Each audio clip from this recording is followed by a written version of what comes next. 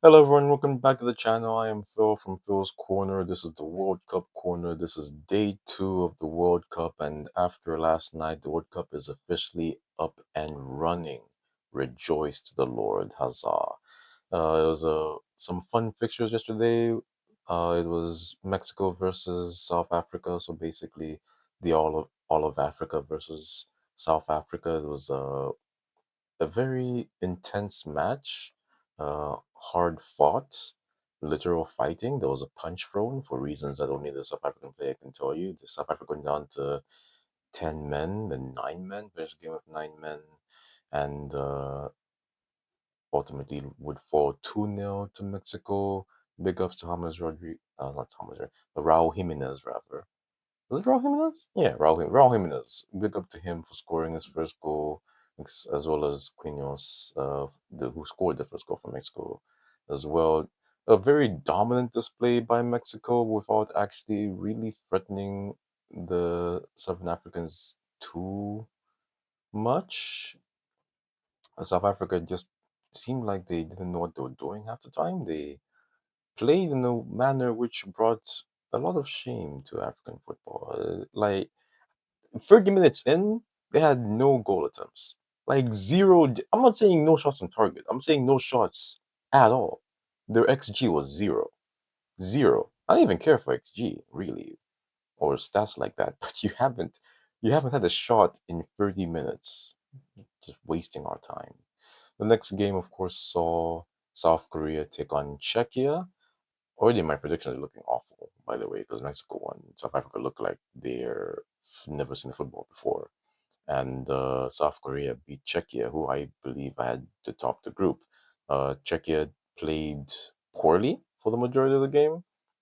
Sung Heung-min could have had a hat trick in the first half if he was able to finish, but he kept on going.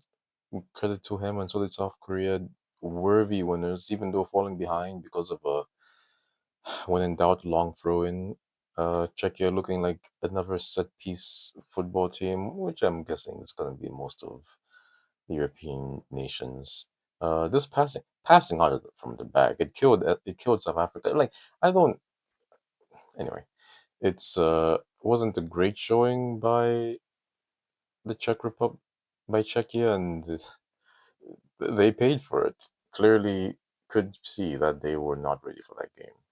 For the day two action, we have the two remaining host nations take the field. Canada shall kick off at 3 p.m. Eastern Time, so a little in about like 3 hours or so from now. They shall be taking on Bosnia and Herzegovina. They'll be taking on Bosnia, and they shall be taking them on at the BMO field. As it said yesterday, it's going to be the benchmark for Canadian football. It's going to be the first time the men's national team shall play on home soil in a World Cup match. 45,000 people should be able to fill the stadium as it's been expanded from 28,000 mass capacity. Bosnia, of course, only in the second World Cup ever after shocking the four-time world champions Italy, despite the efforts of Sandro Tonali, who was basically playing. You know, when Ferguson said that he just give him Zidane and 10 pieces of wood and win the Champions League, that's how it looked like watching Tonali play for Italy. Except it wasn't enough because he's no Zidane. But good effort either way. So, yes, Bosnia shall be taking on Canada at 3 p.m. And of course, the match the whole world, I'm sure, is waiting for with bated breath. USA. USA. America shall be taking on Paraguay at 9 p.m. Eastern Time at SoFi Field in Los Angeles, home, of course, for the Chargers and the Rams, and the destination for the upcoming Super Bowl, next year's Super Bowl. The U.S. men's national team enters the tournament, of course, with high expectations. As I said before, I think they're going to go quite far. Mauricio Pochettino at the helm, leading the golden generation, which hopefully is going to come into full stage. Quick tip for me: I think, despite Christian Pulisic being Captain America, Anthony Robinson is the one to watch out for this team. And Weston McKennie has had a great season for Juventus individually. He can play basically anywhere you want. want to play. I'm sure if the goalkeeper goes down, he could fill up those gloves as well. They have deep squad as well as good chemistry, so we'll see how they do. But Paraguay are no slouch themselves. They're a dangerous team, very physical.